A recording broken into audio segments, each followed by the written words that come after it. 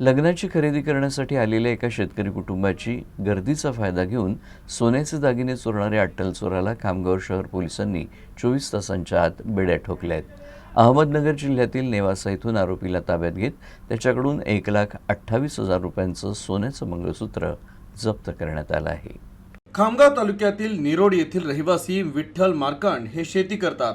भावाच्या मुलीचं लग्न असल्यानं ते सहकुटुंब खामगाव शहरात खरेदीसाठी आले होते. मुख्य बाजारपेठेत गर्दीचा फायदा घेत अज्ञात चोरट्यानं त्यांच्या पत्नीच्या पर्समधून 8 ग्राम वजनाचं सोन्याचं मंगळसूत्र लंपास केलं. कष्टाच्या पैशातून घेतलेले दागिने चोरीला गेल्यानं मार्कंड कुटुंबीय हवालदिल झाले. त्यांच्या तक्रारीवरून शहर पोलीस ठाण्यात तक्रार दाखल करण्यात आली आणि पोलिसांनी हे प्रकरण गांभीर्यानं घेत तपासाची चक्र वेगानं फिरवत तांत्रिक माहिती आणि खबऱ्यांच्या आधारे अज्ञात आरोपीचा शोध सुरू केला. या तपासात सतीश शेळके याचं नाव समोर आलं. तो अहमदनगर जिल्ह्यातील नेवासी इथं असल्याची माहिती मिळताच पोलिसांनी तिथे धाव घेऊन त्याला ताब्यात घेतलं.